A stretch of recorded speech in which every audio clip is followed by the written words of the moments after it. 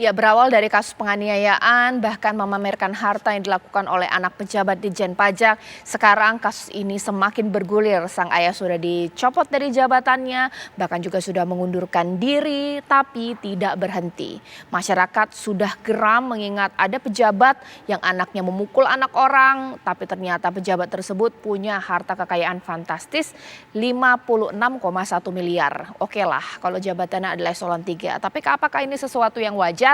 Belum tentu. Itu yang akan saya bahas di Apa Kabar Indonesia malam hari ini. Di studio TV One sudah hadir Pak Trubus sebagai pengamat kebijakan publik kita. Terima kasih, Selamat Mbak. malam Pak Trubus. Malam, Mbak. Ya, saya juga telah tersambung dengan Pak Isnaini yang merupakan Direktur Pendaftaran dan Pemeriksaan LHKPN KPK. Selamat malam Pak Isnaini. Selamat malam, Mbak. Ya, saya juga sudah melihat Bang Ali Muhtar Ngabalin di sini dari Palu ya, Bang Ngabalin. Selamat malam, assalamualaikum. Ya. Waalaikumsalam warahmatullahi. Oke. Sebelum saya ke Pak Isnaini mengenai penelusuran, saya mau tanya dulu Bang Ngabalin, Presiden atau mungkin kantor staf Presiden pasti sudah dengar mengenai peristiwa ini. Ini bikin geram masyarakat, belum lagi kasus penganiayaan, soal kekayaan yang dipamerkan tidak wajar. Kira-kira Presiden marah nggak ya? Ini ada pejabatnya, anaknya pamer-pamer harta, hartanya banyak sekali, agak nggak sesuai dengan eselon 3. Bang Ngabalin. Nisa, ada dua hal yang harus kita bedah dulu baik-baik. Apakah kita mau membahas tentang kejahatan si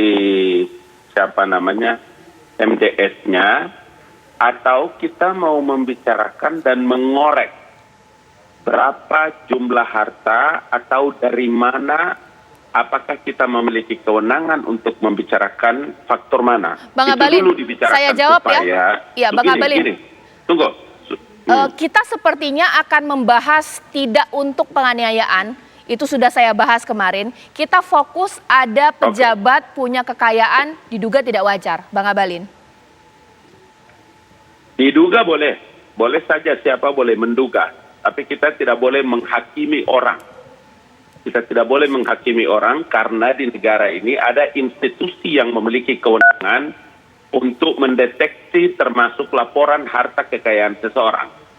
Ini kita harus dudukkan perkaranya dengan benar agar semua orang yang mendengarkan dialog kita ini juga bisa mendapatkan pencerahan dari materi-materi dan poin-poin yang kita sampaikan. Baik. Kalau begitu Bang Ngabalin, sekarang kita tanya ya kepada Pak Isnaini. Pak Isnaini, untuk Rafael Aluntri Sambodo, berapa harta kekayaan yang tercatat terakhir dan terakhir ini tahun berapa? Dan apakah semua ini sudah masuk dalam catatan LHKPN? Kabarnya ada sejumlah barang yang atau harta yang tidak didaftarkan, Rubicon salah satunya. Pak Isnaini. Baik, Mbak. Kalau kita merujuk kepada laporan harta yang bersangkutan di tahun 2022, untuk pelaporan tahun 2021, Rafael Alun ini melaporkan harta kekayaan sekitar 56 miliar, di mana dari 56 miliar itu kira-kira sebanyak 51 miliarnya itu berupa tanah dan bangunan. Kalau tadi kita membahas apakah misalnya kendaraan mewahnya itu sudah dilaporkan, sepanjang penelusuran kami, Mbak, gitu ya, yang Rubicon yang viral itu, setelah kami telusuri memang bukan atas nama yang bersangkutan.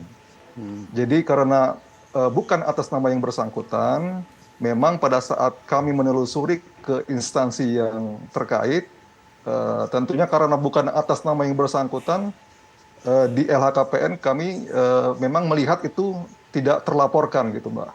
Karena memang kalau secara definisi LHKPN itu adalah daftar harta kekayaan yang dimiliki oleh penyelenggara negara, wajib lapor dalam hal ini, kemudian pasangan dan anak tanggungan. Nah, kalau kendaraan itu kan bukan atas nama wajib lapor, pasangan atau anak tanggungannya. Kira-kira demikian, Mbak.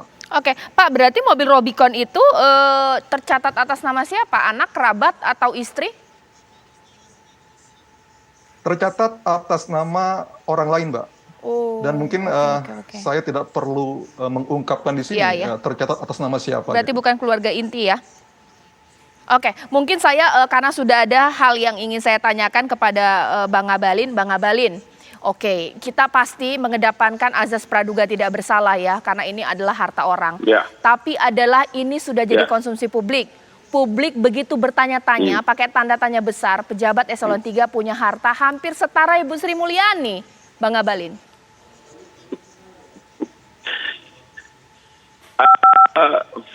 Faktornya sangat sederhana nanti, Nisa, kemudian bapak-bapak dua narasumbernya. Apakah kita memiliki kewenangan untuk mendeteksi satu persatu dari seluruh harta yang dimiliki oleh siapa itu? Rafael Saya Alun. mencatat ya, Pak Rafael. Karena